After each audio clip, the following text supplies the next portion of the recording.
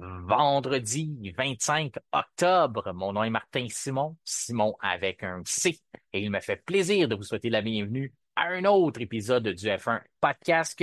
Aujourd'hui, c'est votre guide pour Mexico 2024, c'est-à-dire qu'au cours des prochaines minutes, vous pourrez entendre le plus d'informations possibles pour que vous puissiez profiter pleinement de votre week-end de course. Et on débute maintenant avec l'actualité dans le monde de la Formule 1.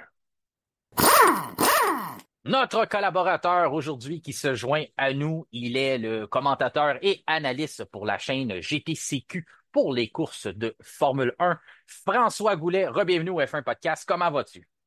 Très bien, Marty. Merci encore pour l'invitation. Ça va être pour moi un petit moment peut-être un peu plus relax que la description que j'ai faite hier parce que c'était mouvementé et j'étais seul à la faire. Fait que ce soir, j'ai comme l'impression que en participant au podcast, je vais être plus zen un peu, puis je vais prendre ça vraiment plus comme un loisir qu'un travail en tant que tel. Ben oui, en simulation, tu as eu un avant-goût du week-end de course au Mexique. J'ai jeté un petit coup d'œil, je suis arrivé en fin d'épreuve. J'ai manqué le début. Le début, par contre, c'était quelque chose d'assez rocambolesque. Tu me dis, je vais prendre le temps au cours du week-end, je te promets, pour aller réviser ça, voir qu'est-ce qui s'est produit un peu. Un peu à l'avant-goût de ce qu'on pourrait avoir, nous aussi, dans la réalité. C'est sûr que le Mexique, où on est obligé, en milieu de Grand Prix, surtout contrôler la chaleur de la voiture. Je pense que c'est ce que tu as eu un peu hier comme avant-goût, là. Un bon départ, mais après ça, rapidement, les pilotes ont pris leur position puis ont essayé surtout de sécuriser leurs acquis, là. Ouais, ben, en toute honnêteté, le départ a été extraordinaire. Si la course avait été comme ça tout le long, j'aurais pas eu de misère à Mhm. trouver des mots. Mais comme on dit en anglais, c'était tout un snooze fest à partir d'un certain moment, là. C'est devenu plutôt endormant, là, même les deux derniers tiers de la course, là. Désolé, là, je suis pas très vendeur de mon programme en ce moment. Non, mais Je dois être, c'est ce je que je dois être m'allais dire. transparent. Je m'en allais inviter les gens justement à aller sur la Ouais. chaîne GTCQ. C'est le Sim Hub Ouais, Formula One, Sim quelque chose comme Racing ça. Hub, F1, mais ça vaut la peine de voir le départ parce que Ouais. le deuxième au championnat devait battre la Aston Martin. Là. Josh Mills devait battre Argenis Freer dans sa Aston Martin et il a les 6-7 premiers tours là, c'était extraordinaire. Là. Donc c'est quand même ça donnait un bon show, mais je peux pas honnêtement c'était pas le meilleur Grand Prix côté box-office. Je m'attends à quelque chose de mieux de la part des vrais pilotes en fin de semaine. Donc, pas besoin de libérer 1 heure et demie pour aller voir ça. Peut-être un 15-20 minutes, vous allez être Prenez le temps rassasié. d'accélérer si vous voulez voir les faits saillants, là, ou ben non, à un moment donné, je dirais, on pourrait faire un wrap-up, là, vraiment un résumé là, Ce qui s'est des faits produit. saillants d'une course, là, mais vraiment, là, les 6 premiers tours, c'était je pense, la bataille la plus extraordinaire de l'année, suivie en tout cas, il a fallu que je me garde réveillé un petit peu. Ben là, moi, je vais te garder réveillé. Yeah! Il est 8h15 exactement à l'heure du Québec. Mhm. On vient de terminer la deuxième séance de célèbre à peu près à quelques minutes près, le temps qu'on se prépare tout ça. C'est ce qui arrive. La F1 est en Amérique, donc on retrouve notre fuseau horaire. Ben, nous, on s'adapte aussi dans l'enregistrement de nos podcasts.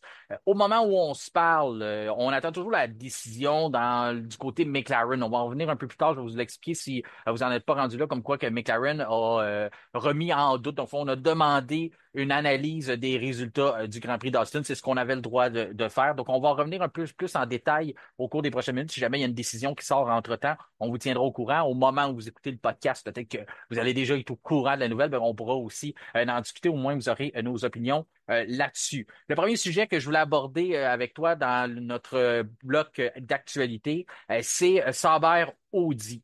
On attendait une décision de façon assez imminente, comme quoi Valtteri Bottas serait confirmé. Il a pratiquement confirmé qu'il allait être de retour dans une entrevue. À un moment donné, il dit, je peux pas en dire plus, mais ça va très bien. Mais là, je veux pas, ah non, je veux pas trop en dire, fait que je vais arrêter. C'était pratiquement qu'il voulait annoncer la nouvelle comme quoi il serait là. Puis là, tout d'un coup, certains sites avaient sorti, ah, ça va être confirmé avant le Grand Prix d'Austin. Là, finalement, silence radio, on n'entend plus rien. Il n'y a rien qui est sorti à Austin. Certains se sont aventurés de dire, oh, ça va être avant le Grand Prix du Mexique. Il est pas mal minuit moins une avant le week-end du Mexique. On vient de terminer 2 séances d'essai libre. Il s'est rien passé du côté de Bottas. Donc, je voulais aborder le sujet avec toi un peu pour essayer. On n'est pas dans les secrets des dieux. On ne sait pas ce qui se passe là-bas. Mais penses-tu qu'on peut associer ce délai-là à l'effet Franco Colapinto? Il y a de fortes chances parce que Colapinto nous a montré de belles choses. J'imagine que tu as trouvé ce sujet-là simplement pour pouvoir prononcer son nom. Non, Mais non, c'est non, non, sûr. blague à part, c'est sûr que peut-être que si Colapinto n'avait pas été là, on aurait eu la nouvelle d'une confirmation de Bottas plus rapidement. Évidemment, comme tu dis, on n'est pas dans le secret des dieux. En même temps, il y a d'autres jeunes prodiges qui cognent à la porte et c'est le dernier siège vacant en F1. Et souvent, les gens font leur difficile ou ils vont négocier pour des contrats. Là, maintenant, tout le monde le veut, ce siège-là. C'est le siège le plus précieux et le plus prisé en ce moment. Mhm. Bon, Bottas pas confirmé. Bottas représente la stabilité, l'expérience.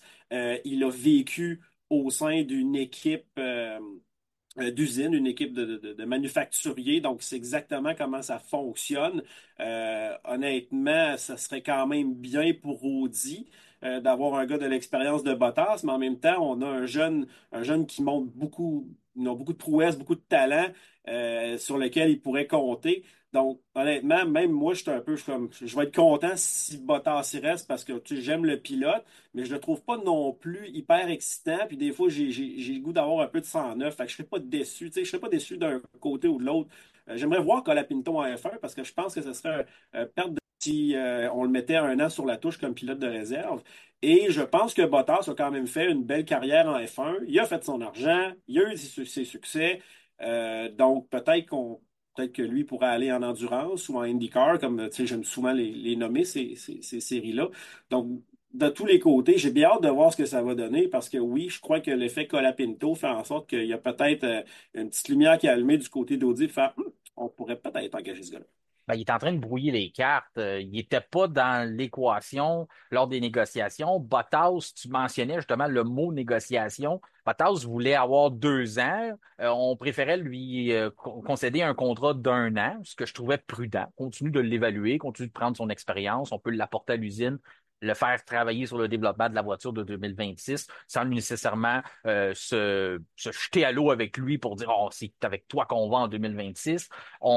C'est Dr. Helmut Marko, bien sûr, conseiller spécial pour Red Bull, qui mentionnait que c'est un peu ingéré dans le sujet, mais quand il parle des jeunes pilotes en F1, on est forcé de lui donner là, la parole puis d'écouter un peu ce qu'il dit parce qu'il s'y connaît quand même un peu. Puis il mentionnait, lui, je vois pas pourquoi Cody prendrait pas le risque avec un jeune. Il mentionnait Schumacher à l'époque. Je ne vois Mhm. pas pourquoi qu'on prenait pas le risque. On peut lui donner un contrat d'un an, l'évaluer, puis après ça, s'organiser autrement. Il y a d'autres pilotes qui vont être disponibles à la fin de la saison 2025.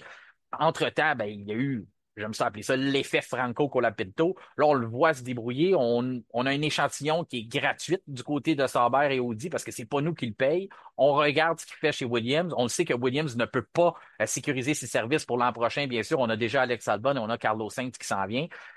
Donc, je pense que c'est gratuit un peu là, de l'évaluer et de dire à Valtteri Bottas, ben, continue de nous montrer ce que tu sais faire. Là. On sait que tu t'en vas pas nulle part de toute façon parce que tu n'as aucune autre opportunité présentement.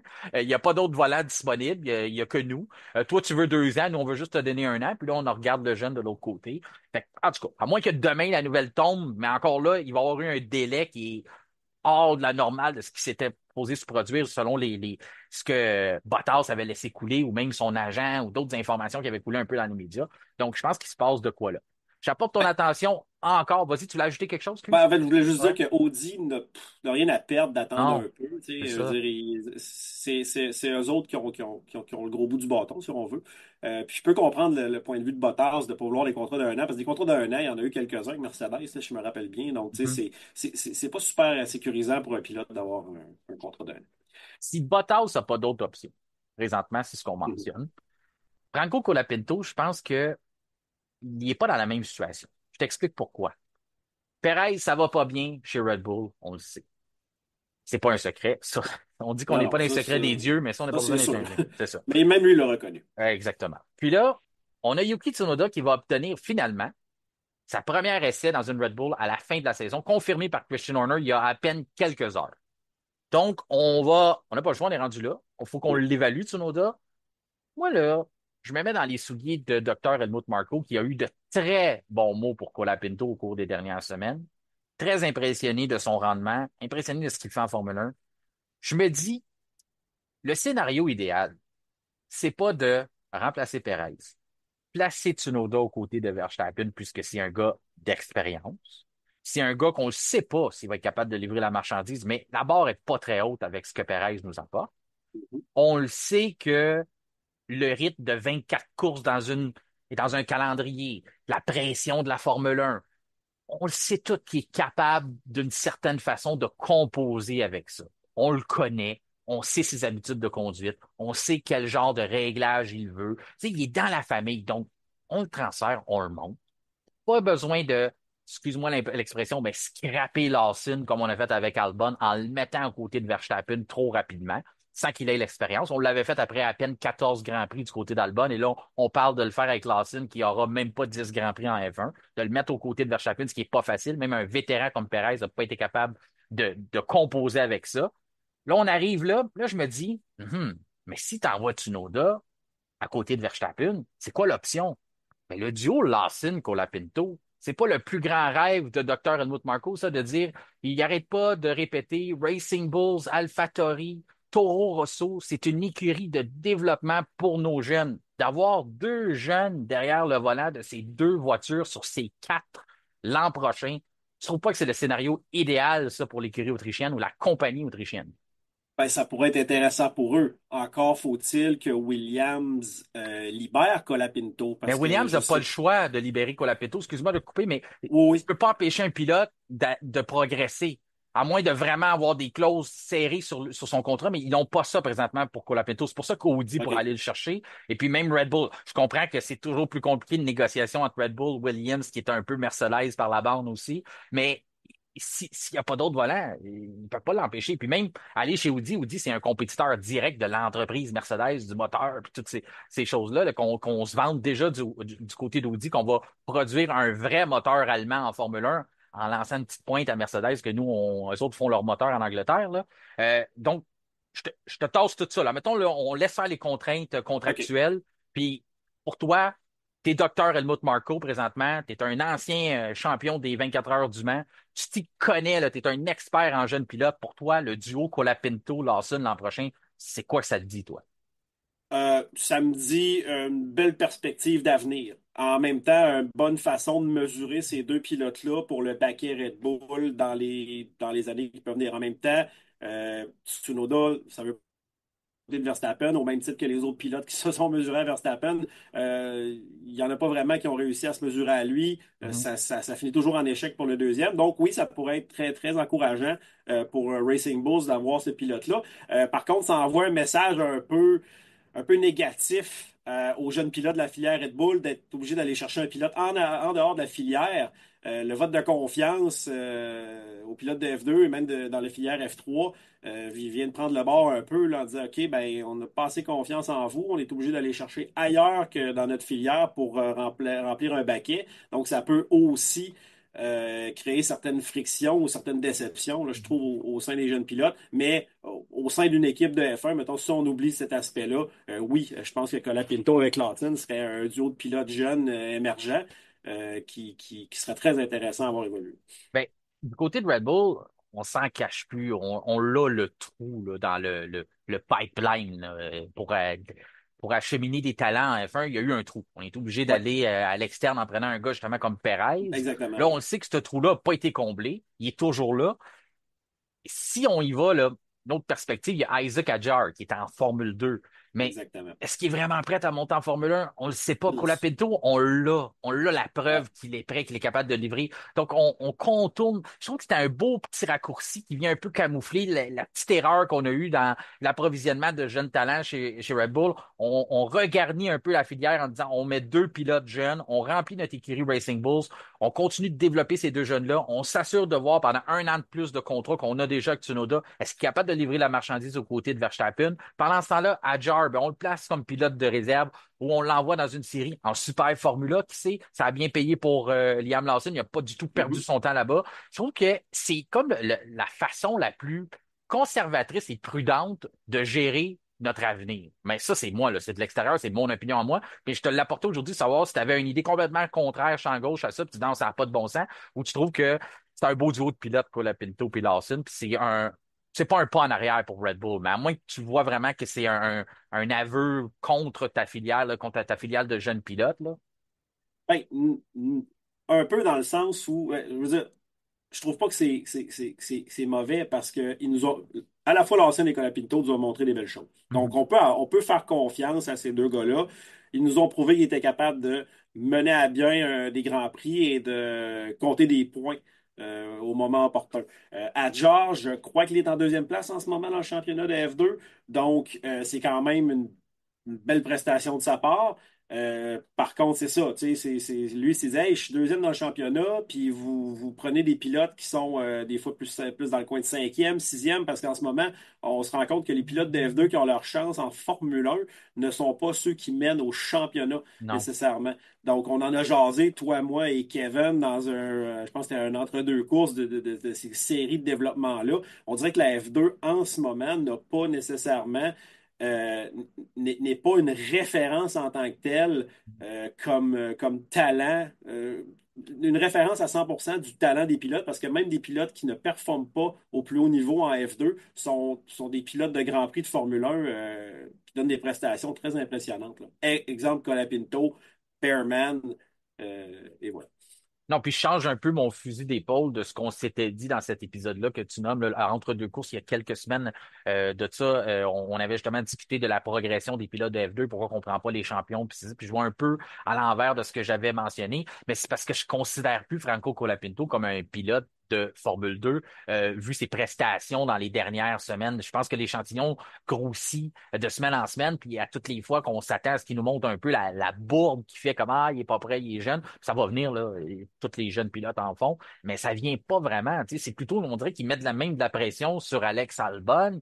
C'est Ouais. Albon, l'autre jour, qui a fait le premier tête à queue, finalement, qu'on pensait tous que c'était Ben oui. Colapinto qui nous en donnait finalement un, puis Mm. finalement, on dit, ah non, c'est pas Colapinto, c'est Albon. Fait que, tu sais, tout ça, j'ai changé mon fusil d'épaule, pas complètement, là, mais dans le sens que Colapinto, je le considère plus comme un pilote de F2, même s'il Pareil. était moins bien classé qu'Adjar. Il m'en a, tu sais, malheureusement, Adjar n'a pas eu sa chance de nous démontrer ce qu'il sait faire, mais pour l'instant, Colapinto le fait. Comme je dis, il le fait de façon, tu sais, c'est gratuit parce que présentement, c'est Williams qui paye son salaire et qui le montre au grand jour, là. C'est un peu quelque chose qu'on va peut-être regretter après ça, mais on a rien de montrer à tout le monde, hein, on a un méchant bon pilote, nous, à l'interne.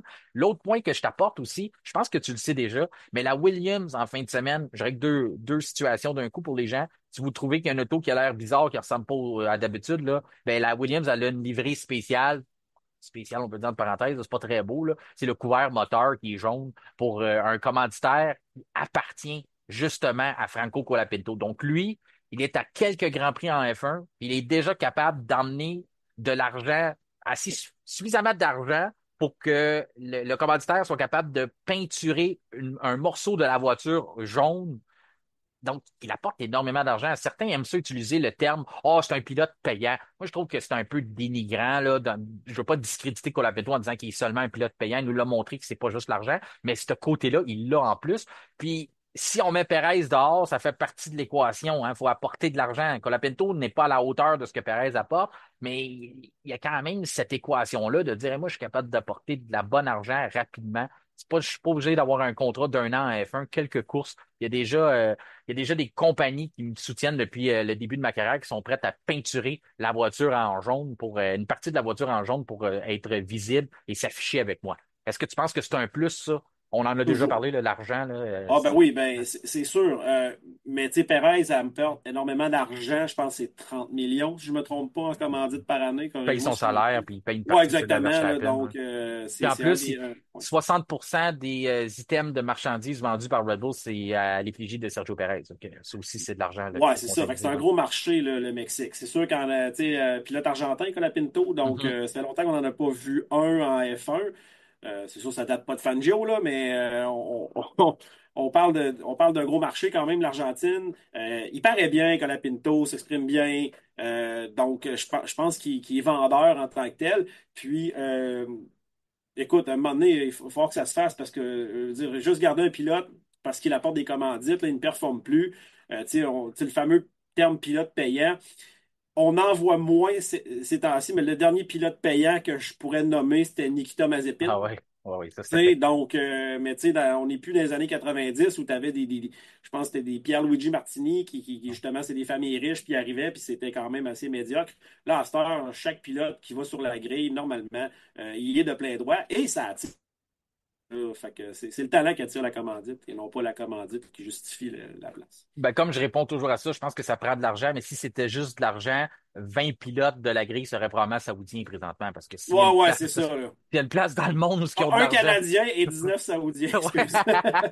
Ouais, il y a juste Lance Cole. S'entend bien, Lawrence, Ouais. avec les Saoudiens, et qu'il pourrait garder au moins un volant pour son fils. Mais c'est ça. C'est que ça, c'est la réalité. Si c'était juste payant, ben, on aurait probablement seulement une nationalité sur la grille parce que l'argent, il y en a beaucoup dans ce secteur-là du monde. Bon, ben, c'est ce qui conclut mon côté Franco Colapinto, notre chronique de l'Argentine pour cette semaine. Et là, je t'emmène dans le sujet là, qui a vraiment Ah, retenu toute l'attention. Ça a débordé du dernier Grand Prix. Oui, il y a seulement eu une semaine, seulement quelques jours depuis qu'on s'est laissé là, vendredi passé qu'on était ensemble, mais lundi avec Kevin. Donc, le dossier Norris-Verstappen, on vous en parlait, Red Bull, McLaren, bien sûr, la rivalité. On se bat pour le championnat des constructeurs. Il y a aussi une bagarre pour le championnat des pilotes. Ça a joué serré le week-end dernier. McLaren a décidé d'aller en appel. On peut pas aller en appel de la pénalité. Ce qu'on peut faire, c'est contester le résultat du Grand Prix. Et là, à ce moment-là, on doit fournir, là, c'est le, si je me rappelle bien, c'est selon le règlement, en tout cas le numéro 14, on peut contester le résultat total là, du Grand Prix d'Austin. On doit demander une révision. On réunit tous les commissaires qui étaient présents parce que oui, les commissaires changent à chaque week-end. Ça, c'est une partie du problème selon moi. Et là, ces commissaires-là, ben, regardent et on doit absolument leur fournir une preuve qu'ils n'ont pas eu à leur disposition lors du Grand Prix. Donc, dans une première étape à ma question, je vais te demander, est-ce que tu penses que McLaren est en mesure de fournir une preuve que les commissaires n'avaient pas déjà? oh non, ben, je pourrais pas dire affirmatif parce que je pense que les commissaires, normalement, ont toutes les, toutes les informations nécessaires pour traiter un dossier comme ça. Télémétrie, images de caméra, angles différents, caméra embarquée où ce qu'on voit les mouvements des pilotes. Quoique là-dessus, c'est bon, c'est assez évident, on peut plus vraiment mentir à des commissaires. Donc, je sais pas ce que McLaren pourrait apporter de plus que les commissaires n'auraient pas vu, histoire de plaider leur cause là-dessus. Donc, je- vu qu'ils ont tranché en connaissance de cause, je vois mal comment ils pourraient gagner leur appel, mais en fait, je suis pas commissaire non plus et je n'ai pas toutes les infos devant moi. Donc, tu sais, je vais me mettre à 95% sur le fait que je crois pas que que la décision va être revirée de bord, mais on va se garder un 5% de jeu. Moi, je suis avec toi là-dessus. Là. J'ose croire, ben, j'ose surtout espérer qu'ils ont tout analysé avant de prendre une décision comme ça et qu'ils ont Ouais. toutes les preuves à leur disposition. Il y a eu un changement de situation. C'est déjà arrivé là, qu'on a contesté un résultat un peu comme ça. C'était Fernando Alonso, arrêt au puits. Je sais pas si tu te rappelles, un de ses mécanos touche la voiture, mais touche la voiture à l'aide d'un jack. Oui. Puis là, finalement, on dit, ah, OK, la pénalité n'était pas bonne, on y enlève, c'était un podium qu'il y avait eu à l'époque, là, je pense que c'est l'année dernière exactement. Mhm. Finalement, on conteste, puis on présente un règlement à la FIA écrit par eux-mêmes, qui avait été remis aux équipes, qui dit qu'aucun mécanicien doit toucher à la voiture. On dit, ben là, le mécanicien ne touchait pas, c'était le jack. Fait que là, la FIA Ouais. renverse sa décision, dit, ben oui, vous avez raison. Renverse sa décision et quelques heures plus tard, rajoute une ligne au règlement Bien pour dire, sûr, ouais. le jack ne peut pas toucher à la voiture. Donc, on avait trouvé une faille dans le règlement pour gagner. C'est un peu différent présentement, ce qu'on présente. Là, je veux pas tout réouvrir ce dossier-là, mais comme ça a intéressé beaucoup de gens, beaucoup d'auditeurs du F1 Podcast, et c'est important pour nous, ce qui intéresse les gens. On veut adresser les sujets qui sont d'actualité, que les gens veulent en entendre parler, en gros. Ah. Moi, ce que je te demande, ton opinion versus ça, c'était quoi? C'est quoi, qui le tort? C'est qui, là, qui. Est-ce que, ben, on va te la faire simple, la question. Est-ce que Lando méritait une pénalité? Ben, c'est dur à répondre, hein, parce que lorsqu'on voit l'action, on peut avoir une opinion. Là, faut voir la reprise. Il faut essayer de comprendre un peu ce qui s'est passé.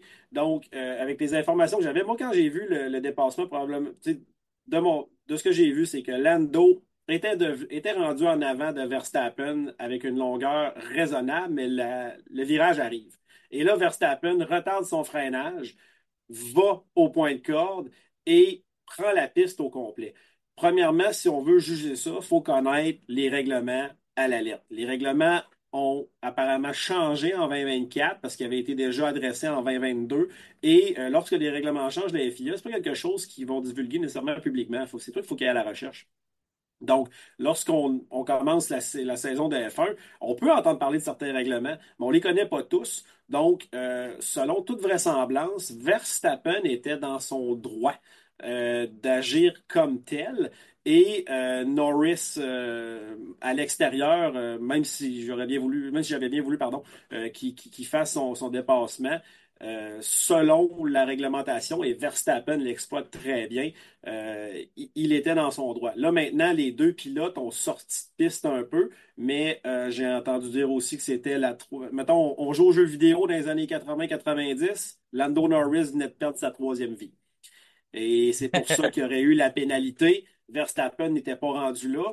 Et comme on a discuté, toi et moi, tantôt, Norris arrivait tellement vite que j'ai un doute sur le fait que même si Verstappen n'avait pas été là, il n'aurait peut-être pas été en mesure de faire le virage sans sortir. Évidemment, des fois, c'est très surprenant une Formule 1 sa capacité de freinage et d'adhérence, mais je trouvais qu'il arrivait quand même assez fort dans le virage, justement parce que les deux ont comme retardé un peu leur freinage. Donc, je la trouve plate, la pénalité, mais je crois qu'au sens du règlement, il était rendu là, puis c'est bien malheureux. On veut jamais voir des décisions, des podiums, encore moins des victoires se régler avec Ouais. dans le bureau des commissaires.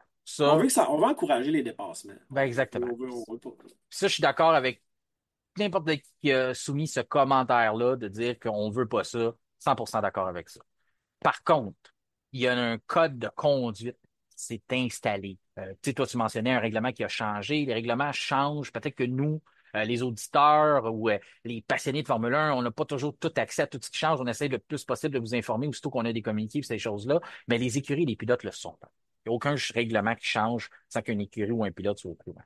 Je pense que c'est le travail des pilotes, des équipes, de comprendre les règlements et de Mhm. composer avec. On établit un jeu pour jouer dans les règles du jeu autant que possible.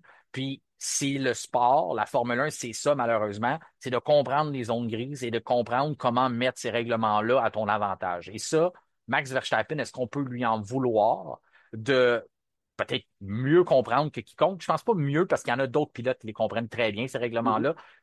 Par hasard, ce sont des pilotes qui sont champions du monde. On regarde un gars comme Lewis Hamilton, comprend exactement quoi faire avec sa voiture ou la positionner. Max Verstappen aussi. C'est pas pour rien qu'on a eu une bagarre autant dangereuse et avec autant d'accrochage en 2021. C'est parce qu'on avait deux pilotes qui savaient exactement où ils devaient placer leur voiture. Sauf qu'il y a seulement une place comme ça sur le circuit. Donc, les deux se battaient pour l'avoir. Alonso, la même chose. C'est exactement comment forcer son adversaire vers l'extérieur. Il y en a qui vont dire, ah, ben, il pousse pas le monde à l'extérieur de la piste. Je suis d'accord, mais il va quand même te soutirer tout l'air possible pour te forcer soit à freiner. On se rappelle justement dans un duel assez épique avec Hamilton il y a quelques années, là. Donc, ça, pour ça, les gars le comprennent. Je pense que Lando Norris, c'est là qu'on va voir. S'il est capable de prendre ça, mettre ça dans son bagage, puis continuer à grandir là-dessus, en attendant que les règlements changent ou qu'on décide, les 10 équipes, de s'asseoir avec la FIA et de dire, nous, on veut plus que ça fonctionne comme ça. On veut instaurer un nouveau code de conduite, ben à ce moment-là, ben, il pourra modifier et peut-être apporter ça vers plus la technique que lui voulait adopter.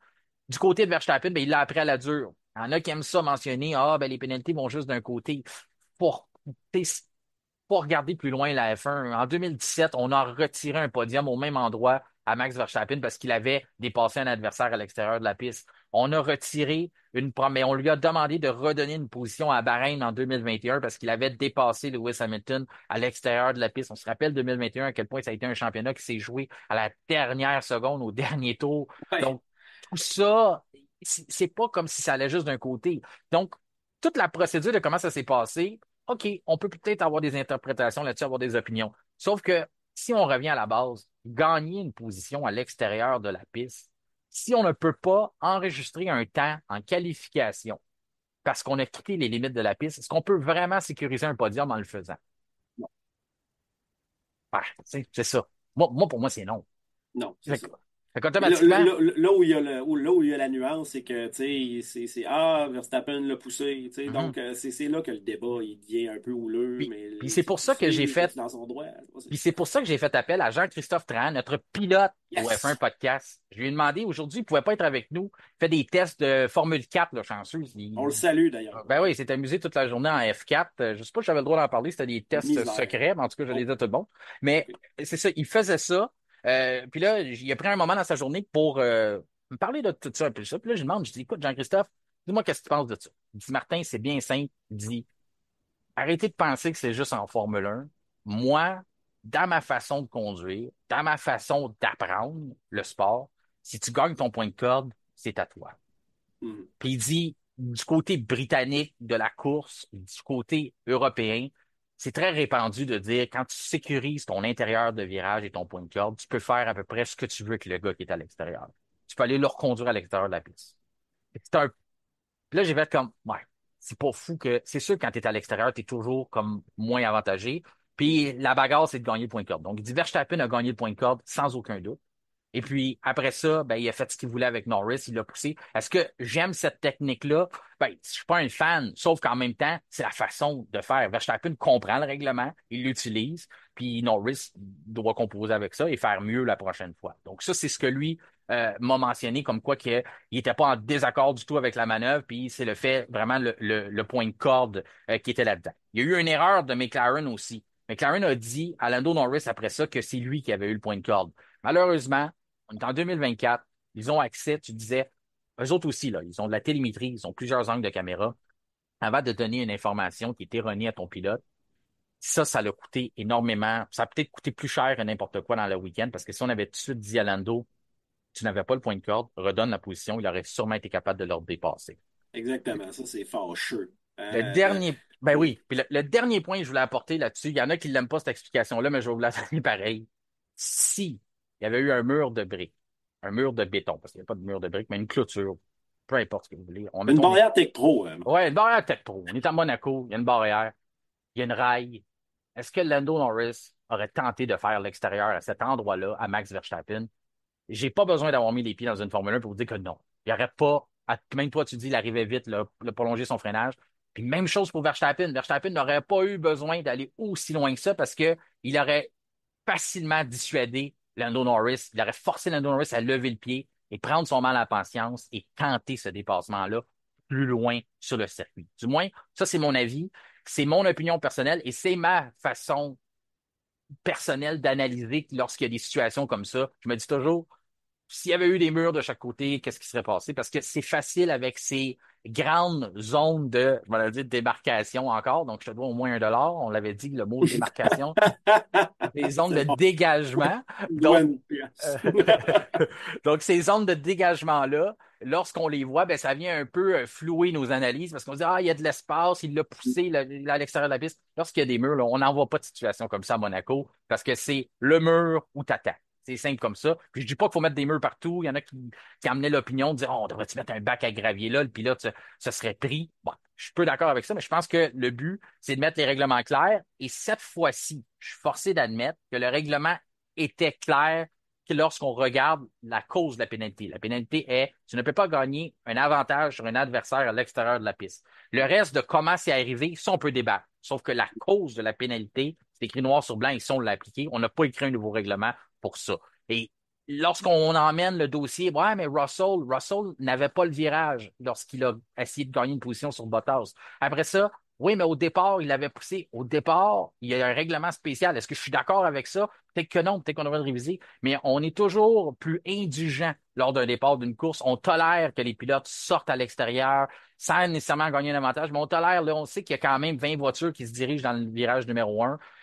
Tu le mentionnais toi-même vendredi dernier, il y en a 5 parfois qui essaient de se Ah présenter à oui. Austin dans le virage 1, mais il y en a seulement un qui sort au bout. Puis je pensais à toi quand c'est arrivé ce départ-là. Il y a quand même pas mal de pilotes qui ont essayé de passer en même temps, puis ça a donné ce que tu avais prédit. Donc, en tout cas, fait que tout ça pour dire, pour en venir à ça, je pense que les règlements à ce moment-là, ils ont été appliqués de la bonne façon quand on regarde la cause de la pénalité, c'est gagner un avantage à l'extérieur de la piste. L'autre chose, que c'est un dossier complètement à part, puis je suis d'accord avec tous les gens qui ont mentionné ça, c'est vrai qu'on veut plus de constance. chez les commissaires. Et ça, le problème, je l'ai déjà pointé, je le repointe encore, probablement pas pour la dernière fois, mais tant qu'on ne se décidera pas à avoir les mêmes commissaires week-end après week-end, ben, c'est ce que ça va donner.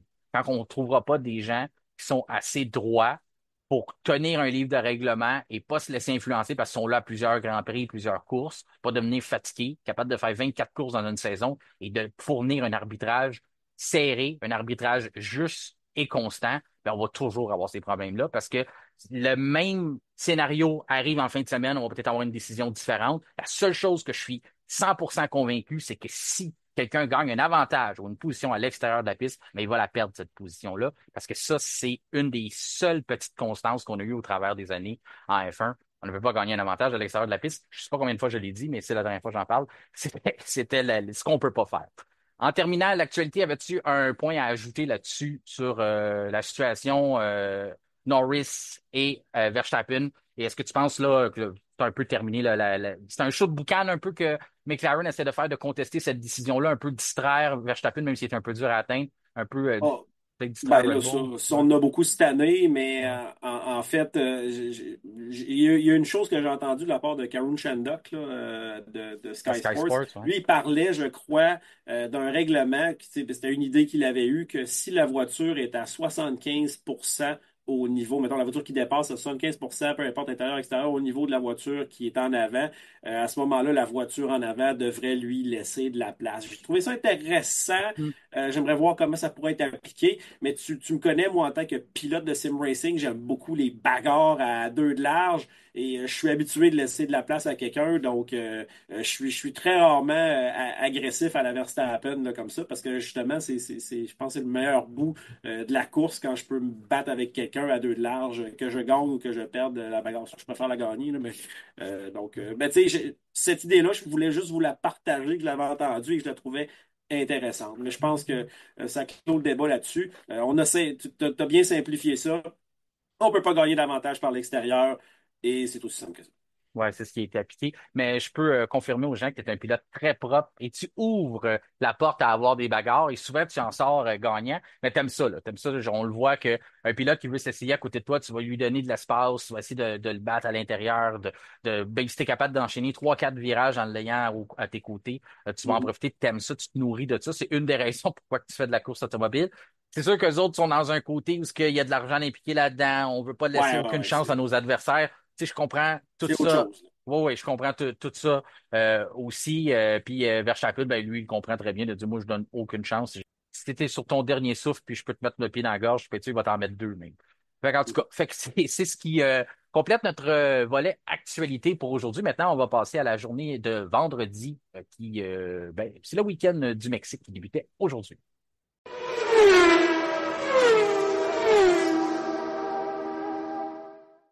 C'est en 2015, après 23 ans d'absence, que le Mexique a retrouvé sa place au calendrier du championnat du monde de la Formule 1 après une refonte majeure de l'Autodromo Hermanos Rodriguez. Eh bien, voilà, le Mexique était de retour. Le plus grand changement, le changement notable était en fait de faire passer le circuit par un stade de baseball qu'on peut très, très bien voir, le Foro Sol maintenant, qui est la partie carte postale de ce Grand Prix-là du Mexique. On a d'ailleurs transféré le podium à cet endroit, question de vraiment être capable de capter toute l'ambiance lors de la remise des trophées.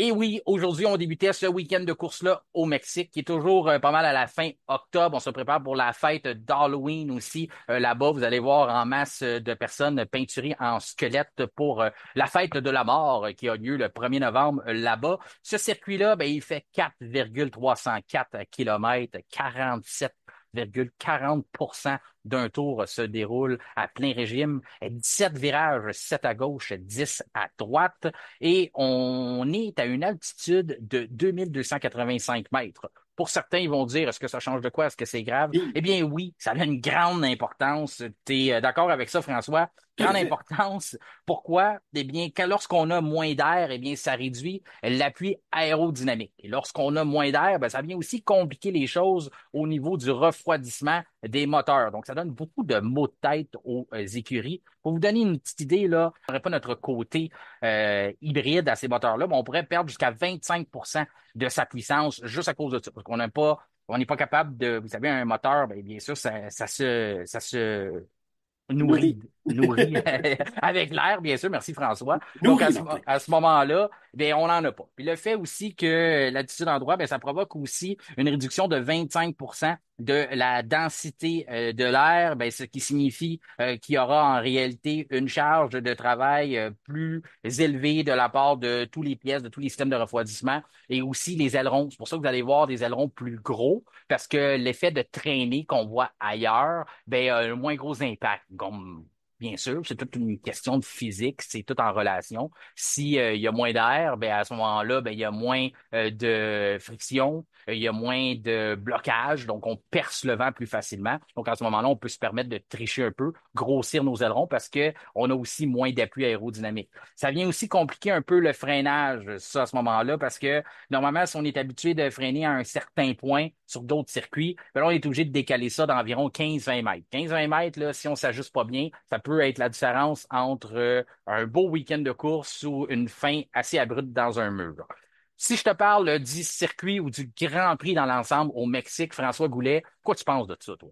Ben, je vais avoir l'air du gars biaisé parce que chaque fois que tu me poses la question d'un Grand Prix, j'ai l'air tout enchanté. Oui, oui, oui, Non, tu vas avoir l'air j'adore. d'un passionné. Tu vas avoir l'air Ah d'un oui, ben passionné. en fait, je vais toujours être transparent, tu sais. Donc, j'aime beaucoup le circuit Hermanos Rodriguez. Pourquoi? Ben, premièrement, le départ. Hein, parce qu'il y a une très grande ligne droite avant le premier virage et on voit souvent les personnes en deuxième ou troisième position profiter de l'aspiration. Donc, ça donne un départ très intense. Et la pole position n'est pas gage de succès là-bas. Et j'aime aussi, ben, j'aime toutes les portions. Hein. Je veux dire, la portion sinueuse là, entre le virage 6 et le virage 11 que j'ai appelé hier la portion serpent qui serpente, j'aime bien. Et puis évidemment, dans le stade, c'est sûr que c'est la portion la plus lente du circuit. Je trouve que c'est très beau. Comme je dis, c'est signature, donc c'est le fun, c'est une belle carte postale. Mais en même temps, ça a l'air un peu difficile à négocier, surtout quand tu arrives quand même assez rapidement au virage 12. Le 13, des fois, c'est quand même un freinage plutôt appuyé. Puis j'ai vu des pilotes hier justement dans la simulation passer un peu tout droit, puis ça donne une chance à quelqu'un de se rapprocher, puis ensuite de profiter de l'aspiration dans la grande ligne droite du départ arrivé. Donc, je trouve que c'est un beau circuit. J'aime les contraintes que ça offre avec les configurations, exemple de Monaco, que tu parlais, comme les ailerons hyper gros, avec configurés pour avoir un appui maximal. Et on a l'équivalent de l'appui aérodynamique, exemple de Monza, où normalement on a des lames de rasoir à l'horizontale, quasiment DRS, puis on voit pas les commanditaires dessus. Donc c'est quand même intéressant. C'est tout un challenge pour les pilotes aussi, hein, parce qu'il y a moins d'oxygène. Alors, remarque, c'est des athlètes qui sont entraînés pour ça. Mais non, c'est vraiment un beau circuit. Et justement, hier, je manifestais un peu ma crainte que si on perdait un pilote comme Sergio Perez, est-ce que ce Grand Prix-là resterait? Moi, je pense que oui, parce que c'est quand même un beau gros marché que le Mexique. Et on ne sait jamais, il y a d'autres pilotes mexicains là, de talent là, qui pourraient émerger et justement devenir la saveur locale. Ben, moi, ça m'a beaucoup déçu quand ça avait été mentionné. Ça a été sorti là, sur, on pourrait dire, en forme de rumeur, comme quoi que on s'est un peu ingéré dans le dossier de Red Bull pour garder Sergio Perez, parce qu'on se dit, ah, sinon, ça va affecter les ventes du Grand Prix du Mexique. Je m'excuse, là, mais pour moi, Bon. tu m'excuseras mon latin, mais pour moi, c'est de la bullshit, là. Parce que je pense pas, je pense pas que les billets, probablement, ça a déjà tout vendu. Là. Il reste quelques petits billets. Si on arrive au mois de... tu sais, ça s'est passé quoi? Cette histoire-là avec Perez, c'était à la pause d'été. La pause d'été, on était déjà rendu à la fin, à la fin du mois d'août. Donc, si le Grand Prix du Mexique n'avait pas vendu ses billets à la fin du mois d'août, on a un sérieux problème, puis on devrait retirer le Grand Prix. Le problème, c'est pas Sergio Perez, c'est la F1, mais c'est pas ça. Là. Il y a énormément de monde là. Oui, les gens se rangent derrière Sergio, c'est normal. Lorsqu'on voit d'autres places, c'est peut-être juste à Montréal là, qu'on est vraiment pas unanime derrière nos pilotes, mais le reste à travers le monde, lorsqu'on voit justement, je pense que les Pays-Bas, c'est un mauvais exemple là, parce que ça, c'est orange à grandeur. Silverstone, ben, on a plusieurs pilotes britanniques, donc on peut un peu partager ça. Puis normalement, on soutient nos pilotes. Comme tu dis, Aujourd'hui, on va en parler en EL1. Il y avait Pato Howard qui est là, qui pourrait probablement Mhm. être peut-être un remplaçant un jour d'un pilote mexicain en F1. En tout cas, on l'espère du J'aimerais côté. beaucoup, Ouais. au moins qu'il ait sa chance, là. On n'est pas nerd dans ce dossier-là, je pense, parce qu'on l'aime beaucoup. Non, ouais, c'est ça. Ben, moi, j'aime bien les pilotes d'IndyCar. Je veux pas te corriger, mais c'est bullshitum en latin. Euh, Ouais, ouais, ben, je perds mon latin des fois, hein, c'est ça. mais Fait oui, que, Pato Ward, en fait, c'est ça. On l'a vu en FP1, on est content, c'est le fun, ben, tu sais, c'est de bonne guerre aussi. Puis, mais, par exemple, c'est pas son premier essai de FP1, là, si je me rappelle bien. Mais s'il y avait un excuse-moi, je vais pas dire le mot prospect parce que c'est un nom. Il y avait, on va dire une personne susceptible d'aller en F1, du Mexique, autre que Sergio Pérez, bien sûr, ce serait probablement en ce moment Pato. ouais, en tout cas, du moins ce qu'il démontre présentement. Puis il a bien fait aujourd'hui. On va revenir un petit peu plus Mhm. tard là-dessus. Si tu le permets, avant, oui, Grand Prix du Mexique, pour moi, c'est sur une bucket list pour visiter. Bien sûr, il y a des Grands Prix comme Spa, Monza, des classiques, mais j'aime beaucoup l'ambiance. Là. J'aimerais vivre. Je pense Ah, qu'on a réussi à créer exactement comme Liberty Media le désir que c'est un événement, c'est un party autour ouais. d'un Grand Prix. Il se passe exactement dans les estrades. Aussitôt qu'il y a un répit en piste, on entend la musique monter au tapis. Le podium, on place la voiture. Vous allez le voir, le manquez pas ça dimanche. La voiture arrive et là, on a une espèce de système d'élévation pour monter la voiture sur le podium et qui peut venir rejoindre les trois pilotes qui peuvent festoyer autour de la monoplace qui a permis d'aller chercher la victoire. Donc, tout ça, je trouve qu'on a apporté une nouvelle dynamique au championnat du monde. J'ai toujours hâte à ce Grand Prix-là. Le spectacle en piste, ben, comme tu le dis, départ, des fois, on a un petit creux en milieu parce qu'on est obligé de contrôler la température des voitures. Je ne recommencerai pas tout là-dessus, mais oui, 25% moins d'air, ben, il y a tout le monde tout en souffle là-dessus. Autant les pilotes à l'intérieur de la voiture que les freins, que les systèmes de refroidissement, le moteur, toutes les composantes. Donc, on est obligé un peu de faire de la gestion. La seule chose qui est différente d'ailleurs, c'est que ce qui écope un peu moins, c'est les pneumatiques. Parce que les pneumatiques, à cause qu'on a une moins grande charge sur la voiture, ben à ce moment-là, vous ne voulez pas ce poids-là, ben vient user les pneus à la longue. Sauf que ce que ça fait, c'est que souvent, on se retrouve avec des gommes froides. Donc, à cause qu'on a des gommes froides, ben, à ce moment-là, on perd de l'adhérence. À ce moment-là, on glisse. Et quand on glisse, ben là, on commence à user les pneus. Donc, c'est toute une gestion différente d'ailleurs. Tout ça parce qu'on est en altitude. Fait que c'est tout ça qui est le fun du Grand Prix du Mexique. Et j'ose croire que même si Sergio Perez est énormément populaire, que si on décide de retourner là et qu'il n'est plus là, on va avoir autant de gens dans les estrades. On va peut-être juste se ranger vers d'autres pilotes. Mais je serais vraiment déçu de voir que ce circuit-là tient seulement à cause qu'on a un pilote mexicain. On a déjà eu des Grands Prix à Montréal où on n'avait pas de Canadiens pendant de nombreuses années, qu'on y Mhm. allait pareil. Pour moi, là, je l'ai déjà dit, je le redis, si le Mexique va juste à la F1 pour Sergio Perez, je vais être très déçu, mais on ne mérite pas de Grand Prix de F1. Parce que la F1, je pense que c'est l'ensemble du spectacle. À Montréal, on dit on va pas juste là pour Lance Stroll. Puis ben, je pense qu'à d'autres places dans le monde, tu le mentionnais hier là, dans une conversation qu'on avait, Ouais. comme quoi que il y a d'autres, il y a plusieurs autres endroits dans le monde qui n'en ont pas de pilote de F1. Ah ouais, Belgique, Mais Belgique, Hongrie. ils ont Verstappen d'une certaine manière, là, parce que Ouais, ben c'est ouais, sûr que là, si on c'est est ça. avec pays voisins, là, mais Mais il est né là, les Néerlandais traversent là. Il y a la mère de Lando Norris. On cherche un peu entre la mère de Lando Norris est on belge. va trouver tous les liens. La mère de Lance Stroll. Fait que, la Belgique, encore là, Belgique, je vais pas ben, je vais te l'enlever parce que c'est un classique. C'est Spa. Ah, c'est ça, là. Tu sais, c'est pas. C'est ça. C'est ça. Puis, tu sais, Monaco, je pense pas que les gens vont là parce que Charles Leclerc est monégasque. Là. Tu sais, Non, pas du ça aide, tout. mais tu sais, si Charles n'est plus là, ils vont être déçus. Ils vont vendre leur chandail puis ils vont s'en acheter d'autres. Mais je veux dire, ça va pas mourir à cause de ça. C'est sûr qu'il n'y a pas Non. cet historique-là avec le Mexique, mais en tout cas. Bref, les améliorations pour le week-end, il n'y en a pas beaucoup. Pourquoi il n'y en a pas beaucoup? Ben parce qu'il y en a plusieurs écuries qui ont choisi de l'emmener à Austin. L'écurie que le changement le plus significatif, eh bien, c'est McLaren. Il y en a qui vont dire, ben, comme s'ils en avaient besoin de plus. Ben oui, ils ont besoin de plus d'améliorations, les autres pour être encore meilleurs. Ils ont changé le plancher. Ça fait longtemps qu'on l'attendait. Géométrie complètement différente. On a complètement changé ce qu'on avait comme forme, ce qu'on avait comme design. À ce moment-là, pourquoi qu'on fait ça? Ben, on a changé le reste de la voiture. Hein? Géométrie de suspension a été modifiée, les ailerons, la flexibilité. Donc, on a fait une étude. On a sûrement vu qu'on était capable bien sûr, de gagner encore un avantage. Donc, la dernière pièce de résistance là, à toute cette, ces belles mises à jour-là qu'on a eues au travers de la saison, bien, c'est ce fameux plancher-là qui est finalement ajouté à la voiture pour le week-end. Puis, hâte de voir. faire attention, il est ajouté seulement sur la voiture de Lando Norris et non de Oscar Piastri, donc il pourrait avoir des différences dans le temps. Je sais que les gens aiment bien savoir cette information-là lors d'un week-end de course. C'est pour ça qu'on est là, hein. C'est le but de l'épisode, donner le plus d'informations possible aux gens pour qu'ils puissent profiter pleinement du week-end. Et l'autre écurie qui apporte des changements significatifs, c'est Racing Bulls. Racing Bulls, c'est aussi des changements au plancher. Quand je dis là qu'il y a seulement deux écuries qui apportent des modifications, c'est ça, c'est ce qu'on a soumis à la FIA. Lorsqu'on apporte des nouvelles pièces pour un week-end de course, tout ça doit avoir été déjà présenté à la FIA d'avance, accepté. On les montre de façon physique au cours du week-end. On dit c'est beau, tu peux installer ça, tu peux installer ça. Il y a des numéros après toutes ces pièces-là et tout ça. Donc, il y a seulement ces deux écuries-là qui ont présenté qui ont passé à travers ce processus-là avec la FIA. Donc, ça veut dire que tous les autres écuries, ce qu'ils ont sur leur voiture, on peut avoir apporté des modifications, mais c'est rien de nouveau. Pas des nouvelles pièces, c'est des choses qu'on avait déjà dans nos inventaires. Parlant de nos inventaires, Mercedes apporte on continue avec le nouveau plancher, sauf pas sur la voiture de George Russell. Russell, on y va avec l'ancienne spécification, avec le plancher qu'on n'avait pas présenté, qu'on avait avant cette modification-là des dernières courses. C'est que la voiture a été un peu instable au dernier Grand Prix. On a eu une sortie de piste de Russell, une d'Hamilton. Étrangement, Russell qui est retourné aux anciennes spécifications, c'est lui qui a perdu le contrôle aujourd'hui. Donc la voiture est peut-être instable ailleurs, pas juste avec le plancher. Mais je voulais vous mentionner cette information-là aussi, parce qu'on a déjà entendu des gens en début de saison mentionner, oh, on favorise pas Lewis Hamilton, on donne juste les bonnes pièces à Russell. Ben, peut-être que c'est ça aussi, on fait faire les tests à Hamilton sur le nouveau plancher, mais c'est Hamilton qui a les nouvelles pièces et pas George Russell. Si tu me permets encore une fois, je fais un petit test, un petit retour sur la EL1. On le sait, normalement, l'habitude au F1 Podcast, on prend ça, on roule ça, on met ça dans une poubelle parce qu'il n'y a pas grand-chose à soutirer de ça. Mais je voulais accorder l'attention aux recrues.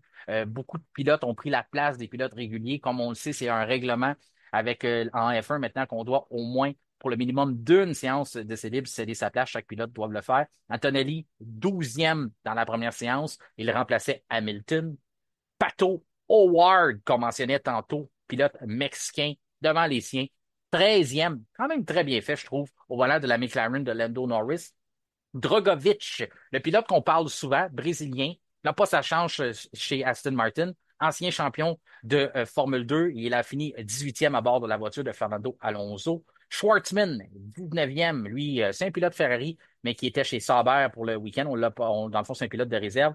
Il a remplacé Guan Yu Zhou et Oliver Burman, qui sera chez Haas l'année prochaine, mais il a été à bord d'une Ferrari, la Ferrari de Charles Leclerc. Il a fait le 20e temps. Pourquoi? Puisque qu'est-ce qui a retenu l'attention dans cette séance-là? C'est une collision Ah entre oui. lui et Alex Albon. Albon n'était pas trop content au début, utilisait le mot idiot pour Mhm. qualifier le pilote britannique. Finalement, c'était pas vraiment la faute à Berman. C'est allé devant les commissaires et on a décidé de dire que c'était pas de sa faute, qu'il a laissé en masse de place pour Albon et Albon était déjà en perte de contrôle au moment du contact.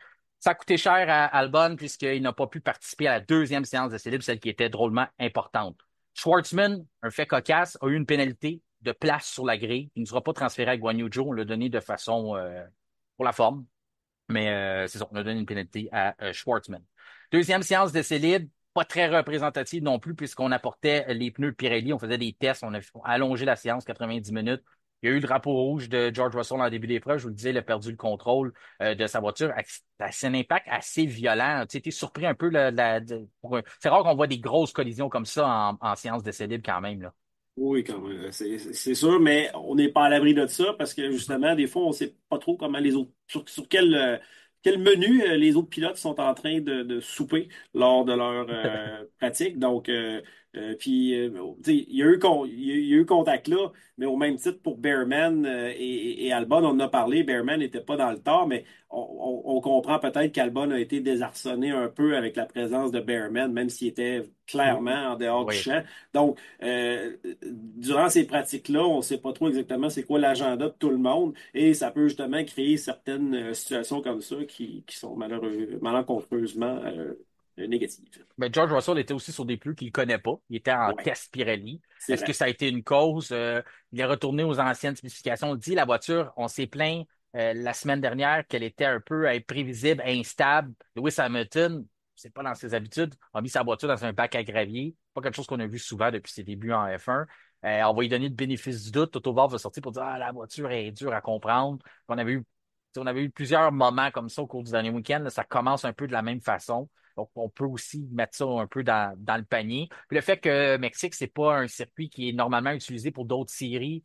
Donc, encore là, il faut faire du nettoyage sur la piste, il faut étendre la gomme. On est seulement à la deuxième séance de libre. La première a été raccourcie à cause justement de l'incident Albon Berman. On arrive dans la deuxième séance et à ce moment-là, ben là, peut-être que c'est une erreur. Là, il a monté un peu trop sur le vibreur. Il y a une voiture il y a une roue qui touchait plus. Puis après ça, ben, c'est parti. Ça m'a fait beaucoup penser à Charles Leclerc l'an dernier. Il me semble que c'était au même endroit de mémoire. C'était là aussi en séance de libre qu'il avait échappé. C'est pas mal l'endroit un peu trop dangereux. Si on s'aventure un peu trop sur le vibreur droite, à ce moment-là, on part en tête à queue, puis il n'y a plus rien qu'on peut faire. On devient un passager.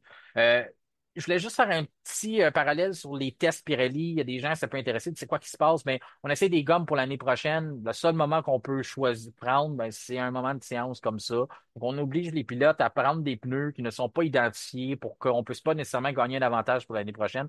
Je suis certain que les ingénieurs sont capables de trouver de manière le genre de pneus qu'ils ont sur leur voiture. Là. Je suis pas mal sûr qu'ils sont capables de le voir, mais on essaie du moins de leur rendre ça un peu plus compliqué.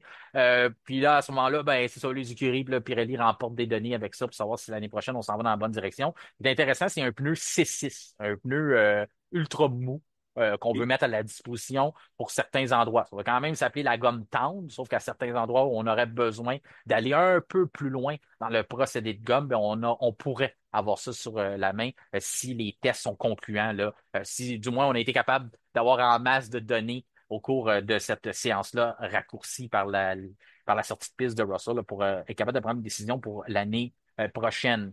Si il on y peut aurait faire donc six types de pneus au lieu de cinq, c'est ce que je comprends. exactement. Fait qu'au OK. bout de la ligne, nous, ça change rien parce que ça va toujours commencer un week-end qu'on va avoir la tendre, la médium, la Ouais. dure, sauf que dans ce procédé-là, à certains moments, on pourrait avoir allé plus loin dans Dans les la specs. gomme OK. tendre, donc on aurait une 6-6. Encore là, rien d'approuvé, rien d'officiel, sauf que je voulais le transmettre l'information à nos auditeurs que on l'a mis à l'essai. Donc, soyez pas surpris l'année prochaine si on a cette nouvelle carte-là dans notre poche du côté de Pirelli, mais aussi du côté des écuries. Je vais vous donner quand même les résultats parce que, écoute, faut les donner, là, mais je dis, tirez pas trop de conclusions là-dessus. Et on le conseille souvent, n'allez pas prendre des gageurs avec ce qu'on vous dit. Mais là, c'est encore plus vrai. Prenez pas de gageurs avec ce qu'on va vous donner comme information. Non, mais regarde la numérologie du 2, 3, 4. J'ai bien aimé le Ah oui, pratique oui. numéro 2. Regarde, c'est très intéressant. J'ai hâte que tu les nommes, les chiffres. Euh, C'est cocasse, limite.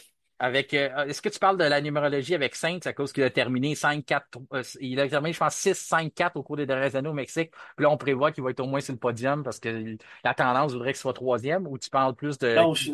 je parle des temps du meilleur tour du 2, 3, 4. Si tu veux, tu peux nommer le un, puis je vais m'amuser à nommer le 2, 3, 4. Ouais, y a pas de problème, je te donne ça tout de suite. Dans la deuxième séance d'essais libres aujourd'hui, comme on vous dit, avec une moins grande représentation à cause des essais de pneus, eh bien, c'est Carlos Sainz qui a eu le meilleur temps avec un temps d'une minute 17 secondes et 699. Et le deuxième était Oscar Piastri avec un temps de 1:17,877, suivi de Yuki Tsunoda avec 1:17,878 et suivi de Charles Leclerc avec 1:17,887. Ça fait ouais, beaucoup de 8, beaucoup de 7 et surtout très près, ces trois pilotes-là, à la 2, 3, 4. Je vois juste ça cocasse. ouais, exactement. Puis c'est sûr que là, techniquement, on a roulé avec des pneus qu'on roulera pas demain. Lorsqu'on a décidé de prendre des gommes qu'on peut utiliser au cours du week-end, mais on n'a pas le choix de prendre des médiums. Fait que c'est pour ça que je vous dis que c'est un peu bizarre. Mais ce qu'on peut en tirer comme conclusion, OK? J'ai trouvé que les McLaren, ça semblait compliqué. On va se replacer. On fait des tests, on n'a pas beaucoup de temps. J'ai trouvé que ça semblait compliqué, pas pour Piastri, mais pour Lando Norris. J'ai vu des tours, ça semblait instable, mais il avait l'air de prendre beaucoup d'informations. Il a même essayé un départ à la fin, là, si vous avez vu. Il a essayé un départ puis essayé de couper vers l'intérieur, déjà pour se préparer un peu pour la course de dimanche. J'ai trouvé ça intéressant de ce côté-là, qu'on voit qu'il sait que c'est peut-être conscient que c'est un de ses défauts depuis le début de la saison, que ça lui a coûté cher. Donc, il essaie de travailler un peu ses départs, voir essayer de s'enligner peut-être plus agressif ou de voir quelle trajectoire il veut voir puis s'il y a de l'adhérence là. Mais j'ai trouvé que ça semblait compliqué de son côté, mais Piastri, il y avait l'ancienne spécification qui n'avait pas le nouveau plancher. Lui était deuxième, donc c'est quand même bien.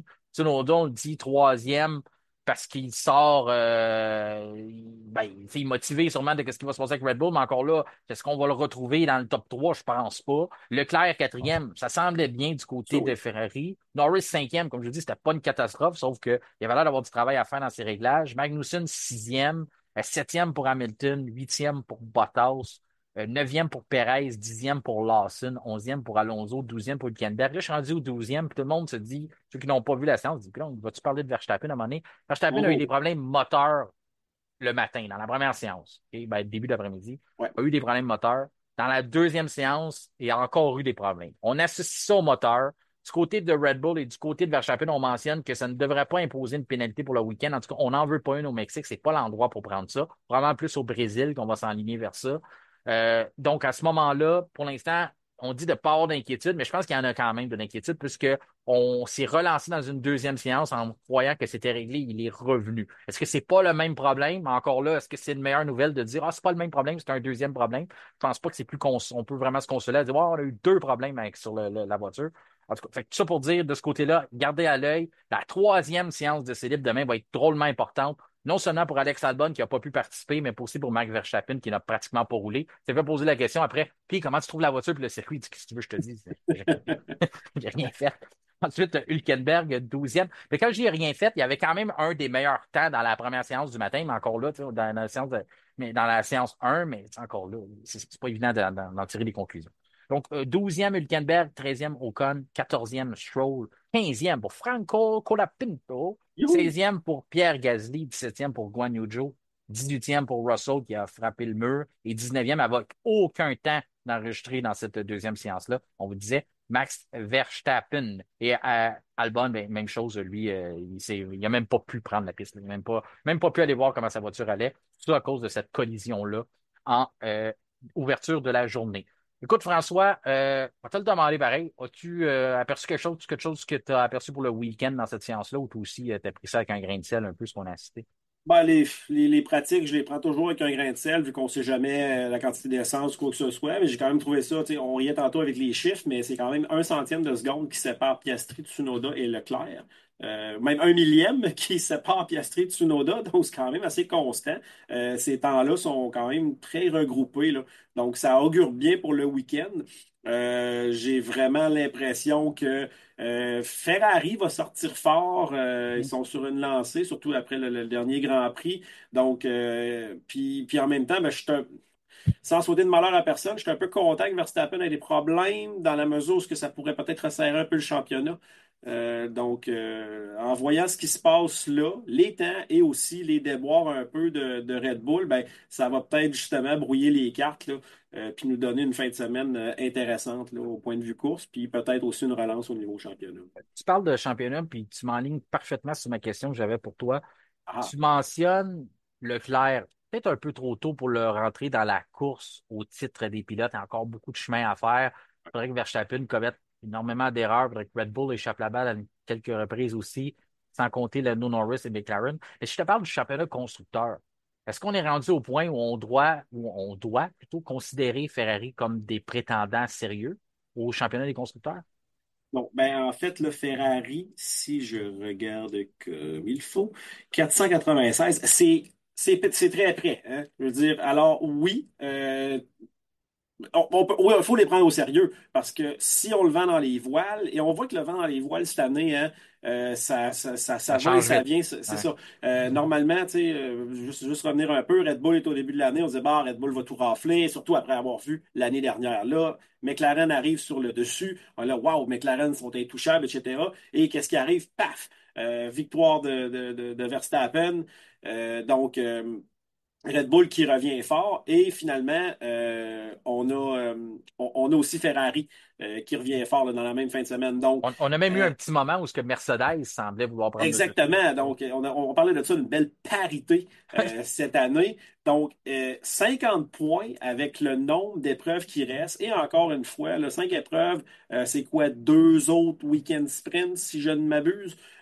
Donc Deux autres. c'est ça, c'est Oui. ça. S'il peut arriver des catastrophes, abandon ou quoi que ce soit, et ça peut basculer rapidement. De toute façon, si on considère que Red Bull est un candidat sérieux, ben Ferrari est à 8 points derrière. Donc, on peut pas les discarter de cette façon-là. Donc, oui, ça pourrait être très intéressant là, pour le championnat des constructeurs d'ici la fin de la saison. Puis on dit souvent dans les autres sports, toi, tu es un adepte de basketball, on dit que Ouais. l'important, c'est d'avoir notre pic au bon moment de l'année. Je sais pas Mhm. le mot français, mais notre pointe, Notre Ah, point, ben, de pointe de performance, je notre dirais. point, c'est beau ça. Notre point Ouais, de performance au ouais. bon moment de l'année. Les Ferrari sont là, doublés le week-end dernier. Si on est capable de répéter l'exploit en fin de semaine, ça semble bien parti quand on regarde les classements avec Leclerc et Sainz. Peut-être juste inverser qui serait à l'avant. Mais à ce moment-là, ça nous, un autre doublé, là, ça nous met vraiment, vraiment, ça met McLaren autant en danger que Red Bull, là. Fait que, Oui, c'était puis dépendamment où ils vont le terminer, bien sûr, là. c'est ça. Un doublé, ça veut pas dire qu'ils vont être tout de suite en arrière. Fait que ça peut aussi donner beaucoup de points et ensuite peut-être ne pas en donner du tout pour l'une ou l'autre des voitures. C'est ça. Fait que ça m'emmène encore là. L'autre question, nous autres, on a de la suite des idées ici au Ah oui, F1 tout le temps, tout le Podcast. temps. Ta prédiction pour le week-end, même si c'est encore très tôt. Fait que je vais te demander une prédiction pour la qualification, pour la journée de demain. Qu'est-ce que tu vois qui en pôle? Est-ce que tu continues avec ce qu'on a vu aujourd'hui, que Carlos Sainz semblait très en forme et sera premier, signera la pole demain? Ou on va avec Charles Leclerc ou un bon vieux Lando Norris? En fait, je vais dire Norris en pôle. Pourquoi? Parce que Verstappen va avoir des problèmes moteurs et Norris n'est pas quelqu'un qui se laisse abattre par la situation. Donc, il y en a qui pensent peut-être que vu qu'il a connu une mauvaise fin de semaine, c'est sûr, il a fait quelques erreurs puis il est sous la pression en course. Je dis pas là, qu'il n'a pas fait quelques erreurs, mais ça semble pas l'affecter d'une semaine à l'autre. Donc, puis je veux y croire, hein, je suis un gars qui a de l'espoir. Donc, je vais dire Norris en pôle, suivi de Sainz, Leclerc. Et on va voir un Sergio Perez en quatrième position, fort chez lui. Voilà. Je ne m'aventure pas plus loin que ça. Ouais, Sergio Perez, je pense que c'est un endroit, il s'en sort bien. Normalement, s'il peut survivre le premier virage, je te rappelle l'année passée, ça a été une grosse manœuvre. Pensait qu'il avait le champ libre vers prendre la pole de l'épreuve. Finalement, il s'est retrouvé qu'il a terminé ça au virage 1. Euh, Ouais, oui. mais c'est sûr qu'il gonflait à bloc. C'est peut-être sa dernière opportunité de piloter devant les siens. On peut pas écarter cette hypothèse-là avec tout ce qui se passe, avec l'essai qu'on mentionne Tsunoda à la fin de la saison. Donc tout ça, ça rentre en ligne de compte. L'année dernière aussi, il y avait eu une situation où ce que même, je me rappelle bien, Daniel Ricciardo s'était même mieux qualifié que lui à un certain moment là, au moment du week-end. Donc je pense qu'il avait mieux fait en course en tout cas. Là, ça devrait pas. Du moins, il va vouloir éviter ça. Là, il ne voudra pas suivre une Racing Bulls au cours de l'épreuve. Mais je suis d'accord avec toi qu'il va être bon, mais je vois Carlos Sainz en pôle, moi. Je pense que c'est les Ferrari qui ont un petit quelque chose au cours du week-end. T'es pas loin avec Lando Norris, parce que Lando Norris veut répondre à un nouveau plancher chez McLaren. Il y a je suis persuadé qu'on va réussir à faire fonctionner ce plancher-là. Et Oscar Piastri qui est là aussi. Donc, gars, j'y vais avec Sainz premier, j'y vais avec Norris deuxième et Leclerc troisième, suivi de Piastri quatrième. Je sais pas pourquoi on en nomme quatre. Pendant nommer quatre, j'en nomme quatre, c'est bizarre, mais en C'est tout le cas. fun, Ouais, 4, quatre, c'est ça plus fait différent. orthodoxe. Personne ne Ouais, fait ça. ça nous distingue des autres. Ouais, c'est ça. Bon, ben, en tout cas, fait que, écoute, je voulais te remercier encore, Avec comme on le fait toujours. plaisir.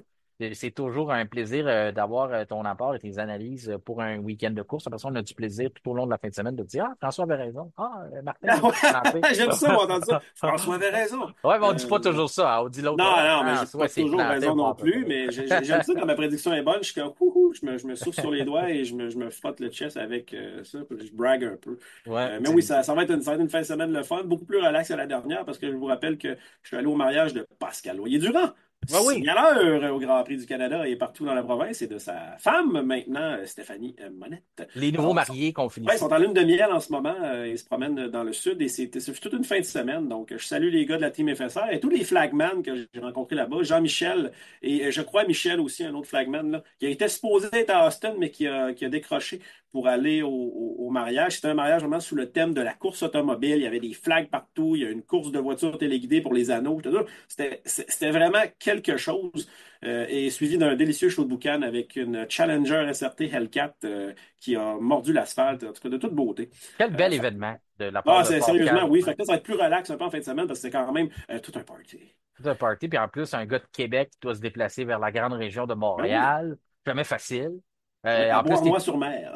Ah, bon, ça. Puis t'es parti un samedi matin, ça c'est pas pire. Ouais, Il a fallu que tu viennes dans la semaine, t'aurais trouvé ça moins drôle. ouais. Puis, en tout cas, fait que ça c'est bien. Fait que félicitations à Pascal, Ouais. Stéphanie, qui ont décidé de se marier un week-end de course, de partir en lune de miel lors d'un week-end de course. Je suis persuadé que Pascal va regarder du coin de l'œil et même sa nouvelle épouse aussi, qui est une Ah fille oui, de c'est deux Formule 1. adeptes.